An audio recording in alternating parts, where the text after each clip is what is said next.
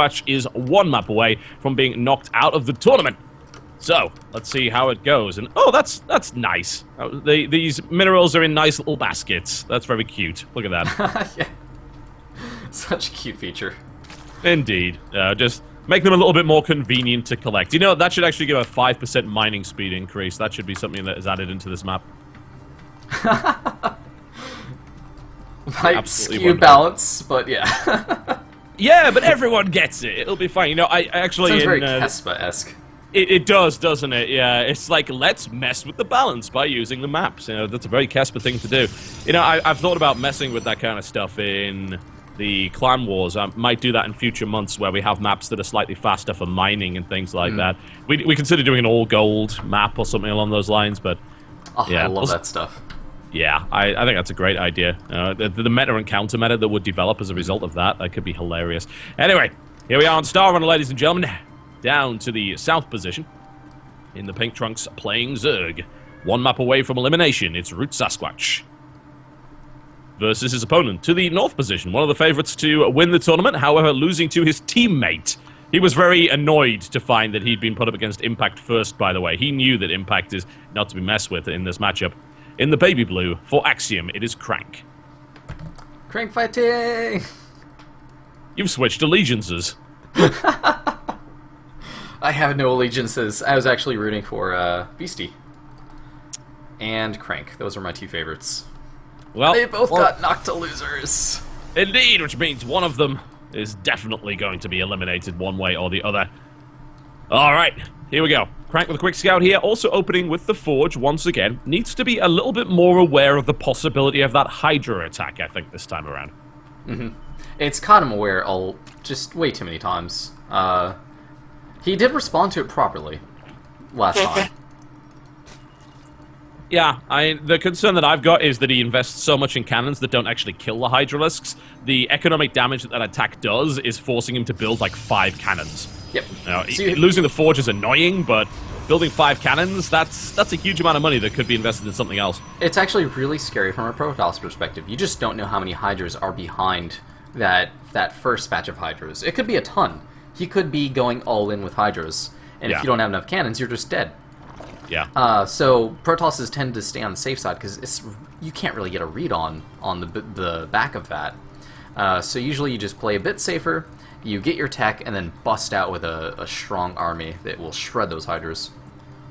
Indeed. But you're right, you know, it can turn into a bust at pretty much any time. If Sasquatch hadn't just started droning behind that could have been 10 more Hydras on his doorstep, and what are you going to defend that with? Well, unless you've got Dragoon range, which he didn't, then you're going to be dealing with a nasty high DPS force that is cracking down your front. And you'll see a lot of Protosses in Brood War scout with Corsairs, just so you can get some kind of read, because generally Zerg will have map control at that point of time, unless you do some really, really cheeky, like, fast speed zealot sort of play. Yeah. Alright, well, we're seeing Speedling for Sasquatch right now. Currently droning. There's no sign of a Hydra Den as of yet. Let's see if he decides to go for that. He does have the requisite resources to build it. He is keeping on gas, so might expect to see a lair come out of Sasquatch as well. Yeah. If the Hydra Den would have probably started by now if he had any interest in doing the same strategy, so... Okay, that's fine for CranK. Yeah. Third base it will be. That's fine for CranK as long as he doesn't overdo it with the defenses here. Now the question is, what's his tech option? It's going to be a Stargate. And there is actually going to be a Hydra Den from Sasquatch, but he's going to take the third first. Yeah, so at this point, it's definitely not an all-in. He's invested too much in that macro, that eco by Sasquatch, that it's just not going to be an all-in sort of thing. So CranK will be relatively safe having tech and, you know, just building up, sitting behind his wall until he gets his forces ready to move. Yeah, it should be okay. And we would expect that Corsair to come out of CranK. Just keep an eye on things. Work on a few Overlords here and there. There is the Groot Spine upgrade for Sasquatch. So he'll be getting some Hydras out. The question is how many? Now, is he going to just poke at the front again? Slightly delayed this time? Or is he going to build them for defensive purposes? Or go all in on 3 bases? It's questionable. At this point in time, he's actually getting the range first. If you're using them for defensive purposes against Zealots, you usually get the speed first on the Hydra, so that they can just out-micro the Zealots, any sort of early Zealot pressure going on. So he's probably going to invest more in Hydras, as opposed to less, because you need the critical mass with the range. You just need a fight. You need to just straight up beat a fight, beat your opponent in a fight, instead of relying on micro and just kiting them. Alright, well, Corsairs are out on the map. Second one coming in as well, so he's going to start to find Overlords, work on Overlords, do a little bit of scouting here and there when he can. But there are still drones coming out, so there's not a huge commitment to a Hydra attack from Sasquatch as of yet. Just 2 Hydras, and then a couple more being added on here. They may decide to poke the front, they may not. Again, the triple cannon wall off here from CranK, so he's definitely paranoid about that possibility. And we are going to see speed, and the +1 coming up as well, but this time there are Corsairs on the map. Yep, and we should have a readout of Sasquatch. Yeah, he gets the Overseer on the base, no problem. He's building a lot of Corsairs. Well, you need about 5 to actually just kill Mutafleets. If you were to build a just quick switch into like 12 mutas, 13 mutas, you do need the muta count already. I mean, the Corsair count. Otherwise, you risk just dying. You just risk losing your Corsairs, and then you've got no answer to mutas. Spira's coming up here, so Sasquatch is looking to do that, but we've also got muscular augments coming in for the Hydras. And then 3 gates were immediately put down once that Overseer was killed here by CranK. Corsair Zealot, does he have the... Yeah, he does have the... Charge is about to be finished, so he's going to be going Corsair Charge. Interesting. Let's see if that does the job. Well, there's not enough Hydras on the ground to deal with this. No, that's all. Wow, he's gone up to 6 Corsairs. Yeah, they'll start just zapping Overlords instantly. Yeah. Which lets them do things like mix in a few DTs, and that can be really potent. Yeah, of course. You know, denies Overlords, that means it denies Overseers as well, so that works pretty well. We're seeing the Carapace upgrade being put in. We're also seeing Spore Crawler come out right now. Oh, Sasquatch. You gotta... What a lot of Zergs will do in Brood War is they'll just put down a Spore Crawler, and just put the Overlords there, under the Spore Crawler.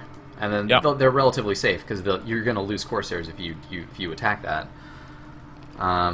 So, interesting. The Spire, actually, you can get this a lot of time just to get a few Scourge to every now and then try to snipe some Corsairs or snipe Observers. Or 12 Scourge. That's a few. How effective are Scourge against Corsairs? Because one has to imagine Corsairs are extremely fast. 2-shot them. Well. You don't go in with just like A-moving them, especially with this critical mass of Corsairs. You're not going to get anything done by A-moving them. You can use like 1 or 2 mutas to kind of draw their fire, and then go in with the Scourge from another side, and that can actually take down. They're exactly the same speed, right? Yeah. All right. Well, this is going to be interesting. More. Wow, huge amounts of Scourge being added. 22 Scourge. Do you think that's an over? Do you think that's an overcommitment? It seems like a few.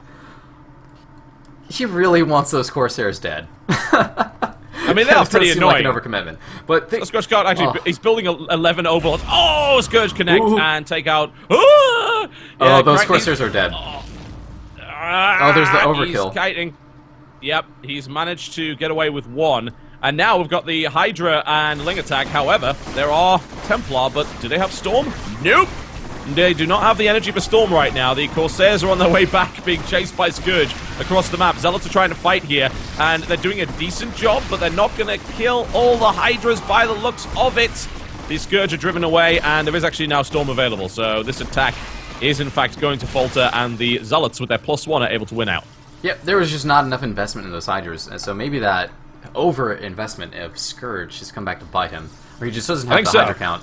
And if there was no Storm, then tons of Hydras would actually have been great in that scenario.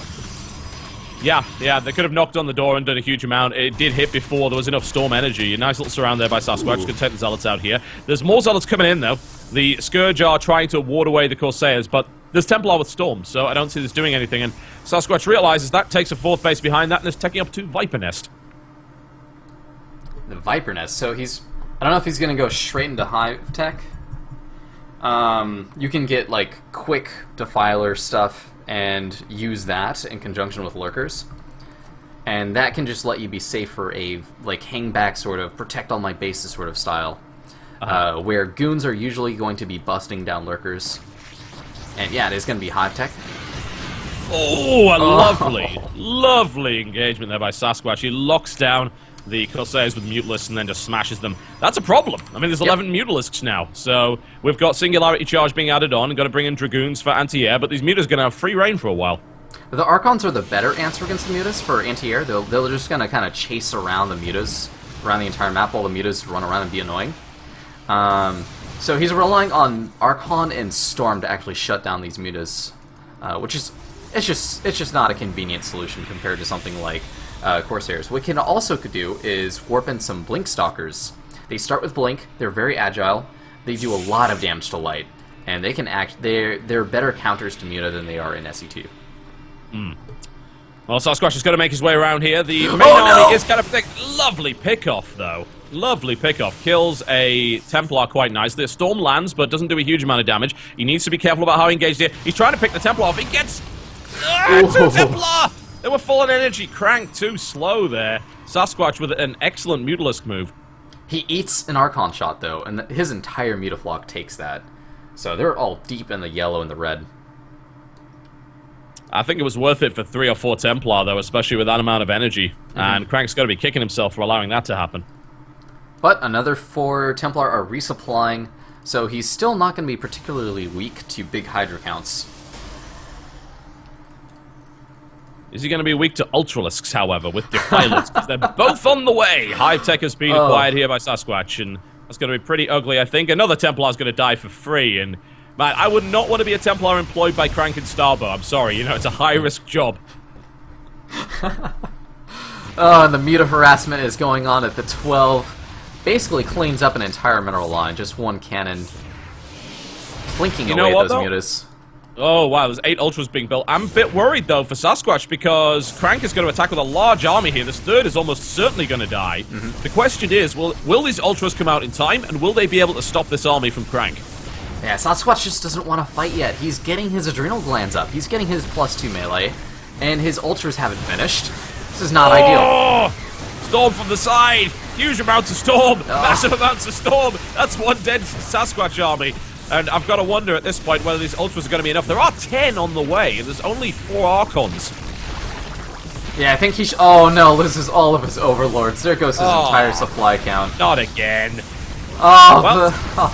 He's got a lot spare, apparently, so he's okay. But the Ultras are on the way. I mean, there's lots of them. Are there going to be enough Ultralists to stop this army, do you think? I don't think so.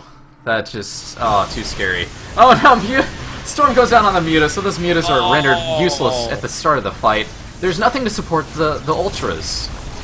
No, not in any way. You know, if he was looking to try and get Defilers, well, tough. He wasn't able to get them out. And as a direct result, there's more Dragoons coming in and reinforcing across the map here. The Ultras are caught in a terrible angle. Another base is going to go down. CranK continues to push. Sasquatch plunging below 100 supply, 90 supply, going down to 80. Right, we have Zealots. The Ultras coming for the flank. Oh, dear. GG.